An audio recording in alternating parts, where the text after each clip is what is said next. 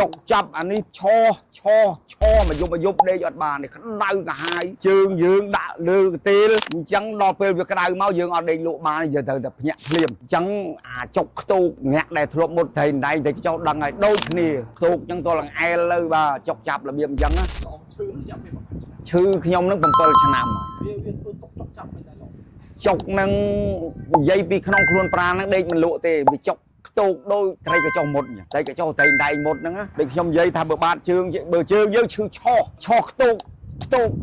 ប៉ុន្តែអត់ជាប់ទេមកសទុះអញ្ចឹងទៅយើងអែលអីបាត់ឈឹងដូចអត់មានកើតអីតាំងសងខាងអត់ទៀងទេជួនណាវាឈឺត្នេះជួនណាវាឈឺចកេះជួនណាវាឈឺត្នេះឬជួនត្នេះឬជួនណាខ្នងចាក់សពបែបយ៉ាងពេញរាងកាយខ្ញុំមែនតែថាបនដោយវាងាប់ឆាប់ទៅជារស់នៅវេទនាណាក្រោយពេលដែលលោកបានប្រើប្រាស់វិហូបហើយតើលោកបានធូរអីខ្លះលោកយឺតរាប់ពីធូរហ្នឹងអាការៈដែលឈឺទាំងប្រមាណមុនវាធូរទាំងអស់បាទ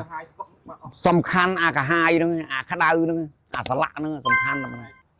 បាទចុកចាប់ហ្នឹងបាទចុកដូចដៃមុតដូចអីខ្ទូកកាហាយហ្នឹងព្រោះវាស្អីវាដាច់អស់ហើយខ្ញុំជឿ100ហ្មងហើយសំខាន់គេទាំងថ្លៃខ្ញុំចង់ហ៊ានផឹកខ្ញុំថាទៅផឹកអាថោកទៅអា30000អា40000ទៅតែវាអត់ជាវាអត់បាត់យើងយកអាណាពីហ្នឹងខ្ញុំមកគ្រាប់20000ខ្ញុំផឹកដែរឲ្យទៅវាបាត់